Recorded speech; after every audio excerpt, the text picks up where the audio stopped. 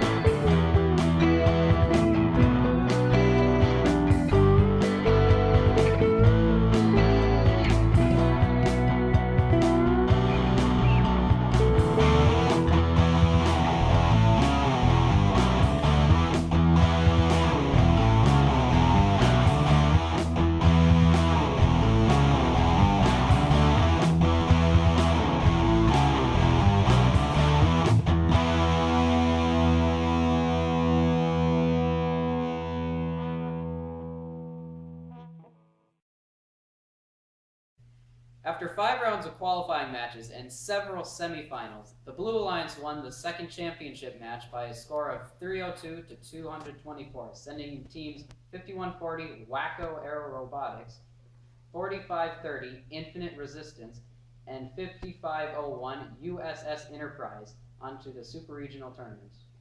At this tournament, Team 6938 RPG won the Motivate Award, Team 4251 Cougar Robotics won the Connect Award, Team 3903 Trash Torque won the Rockwell Collins Innovate Award, and Team 6987 Hat Tricks won the PTC Design Award. Also at the Ohio State Tournament, Team 4537 DRSS Enterprise won the Think Award, Team 5501 USS Enterprise won the Promote Award, Team 4350 Infinite Resistance won the Control Award, and Team 5029 Power Stackers won the Inspire Award. All of us at FTC News and the LazyBotts send a huge shout out to all the great teams that competed in the Ohio State FTC Championship Tournament and the teams that have advanced to Super Regionals. In the East Division, the New York State Hudson Valley FTC Championships were held on February 16, 2014 in Pleasantville, New York. The final match of the day was between teams 6081, 577, and 4137 on the Red Alliance, and teams 7488, 5069, and 7487 on the Blue Alliance. After an exciting match, the Red Alliance won by posting the highest score of the day, 346 against the Blue Alliance's 242. After matches were complete, the FTC judges awarded Team 5017 Robo Epic the Promote Award, Team 4183 Icebreakers the Motivate Award, Team 577 Wreckers the Connect Award, and Team 7488 Suffering Doctors the PTC Design Award. Also given awards were Team 5020 Kilobotts, who won the Rockwell Collins Innovative Award, Team 4082 Robo Spartans, who won the Think Award, Team 5484 Enderbots, who won the Control Award, and Team 6081 I2 Robotics, who won the Inspire Award. Teams heading to the East FTC Super Regional Tournament from this state championship are teams 6081 I2 Robotics, Team 5017 Robo Epic, Team 577 Wreckers, Team 5602 Bionic Gales, and Team 4137 Island Bots. Congratulations to these teams and good luck at Super Regionals. Now it's time to hear from another one of the rookie teams the LazyBotts have been mentoring this year. Over to Andrew with Kyle, a member of team number 7881 RoboHackers. Thanks, guys. So I'm here with Team 7881 RoboHackers, and here's the team captain. Hey, I'm Kyle, and of course I'm team captain of Team 7881 RoboHackers. Tell me about your robot, Kyle. There's actually a very individual design about our robot. Right here we have four direct drive wheels on our robot currently. That just adds power and helps decrease the amount of speed lost. So we can push pretty well. Do you have anything unique on your robot? As of now, we are planning on putting this material right here called Kydex on our robot, and it'll just allow us to mold it around and protect our wheels and our robot. So, what does your robot do during autonomous? During autonomous, we can score the infrared block and get all the way on the ramp in the same game, allowing us to score all the points during autonomous. How about teleop? Teleop, we play a defensive teleop, allowing us to decrease the amount of points they score while we still score our high points. That's nice. How about endgame? Our endgame, we can do both flag and lift. But the interesting thing is we can do those both in the same game. That's really cool. All right. So how's your season this year so far? Our season has been pretty good, but with the help of you guys, LazyBotts, we have been able to thrive and make it to state.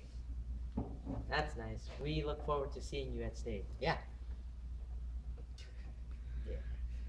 Don't you forget. Back to you guys.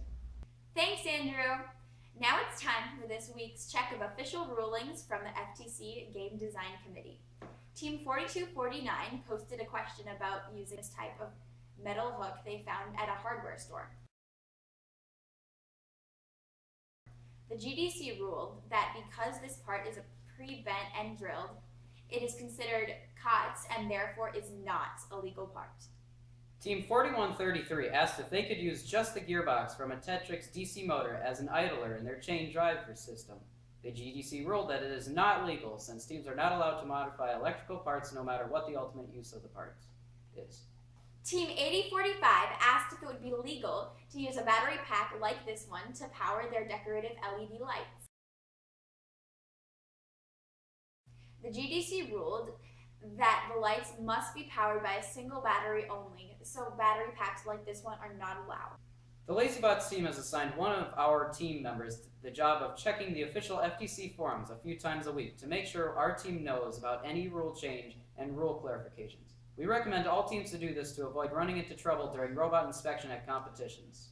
Over the past couple of seasons of FTC, teams have been encouraged to design and print 3D parts for their robots.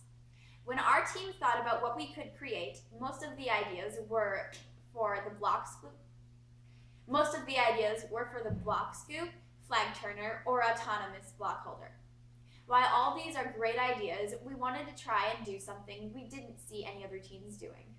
Back in November 2013, Andrew and I were testing our robot and ended up breaking a DC motor. When Andrew was changing it out, he asked why someone had to put so much duct tape over the motor wires. I explained to him that this was to keep the wires from getting knocked out or shaken loose during a match. This is a common practice, and most, if not all, teams do it. He commented that he thought the motor wire interface on the Tetrix DC motor was a pretty bad design, and I agreed.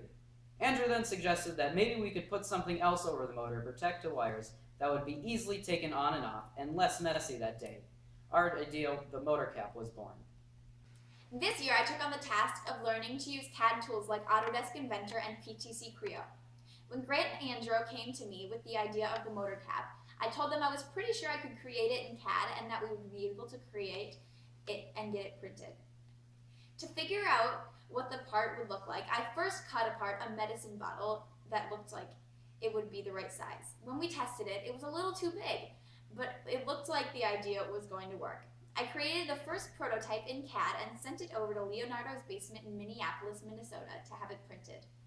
As you'll see in the report from Andrew, our first attempt went totally wrong and the motor caps printed at about 10 times the size it was supposed to be. Andrew? Thanks, guys. This year, FTC has been encouraging teams to 3D print a part, and LazyBotts are 3D printing a motor cap that you could put on your motor to stop the wires from coming out and getting knocked off, and your motor doesn't die. This is our first prototype. It was from a medicine bottle, and we just cut the top off and we drilled a hole, and it just works, except it's too big. And then we went into CAD, and then this is the second version with the FTC Team Talon Robotics 3D printed this for us. Rachel CAD'd it up and she sent it to them. And then after we saw that it fits, we sent it to Stratasys here, and then they 3D printed this, except we had a scaling issue, so it was too big, obviously. And then the same thing happened with Leonardo's basement here. And then Stratasys scaled it again, and they made this one, but it's a little too small. And then this one is another size that Stratasys built, but it only fits the old motors. Sorry, that was a new motor. It only fits the old motor, but it's a little too loose, so you just put duct tape around it a little bit to make it a little bigger in diameter. And then this is the final product, and it fits both motors like that, and then it keeps your wires inside.